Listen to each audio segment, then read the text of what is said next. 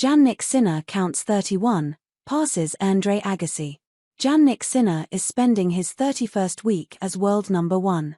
The Italian dethroned Novak Djokovic after Roland Garros in June last year. He produced a stellar season, leaving everyone behind and building a massive advantage over his closest rivals. While Sinner's streak of 31 number 1 weeks is still not that impressive, it becomes if we place it in another contest. Inaugural runs on the ATP throne are never easy, of course, if you are not Roger Federer. Many players spent only a couple of weeks on the ATP throne, struggling to keep up with the pace that sent them to the top.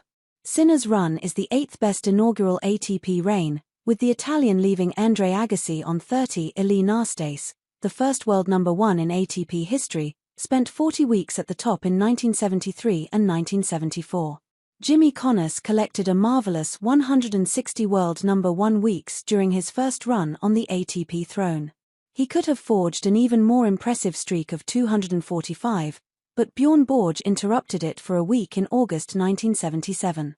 As we already said, Jannik left Andre's run behind.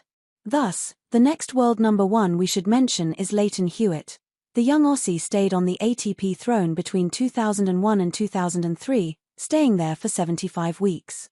Roger Federer wrote history books between 2004 and 2008.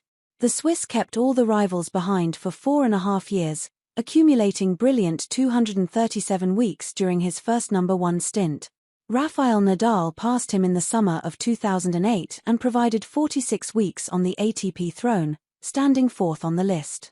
Novak Djokovic joined the party in 2011, besting Nadal's numbers and adding 53 world number 1 weeks during his first visit to the pinnacle of men's tennis. Andy Murray fought for the ATP throne with Novak Djokovic in 2016, earning it in the ATP Finals title match.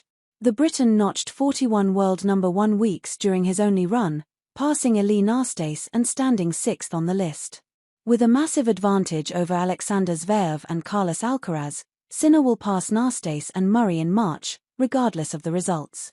The Italian also looks good to match Nadal's run at the end of April and climbed through the list. If he stays at the top until Roland Garros, Jannik will catch Djokovic's 53 weeks. After that, only 3 players will be ranked ahead of him, but we should speak about that in a couple of months.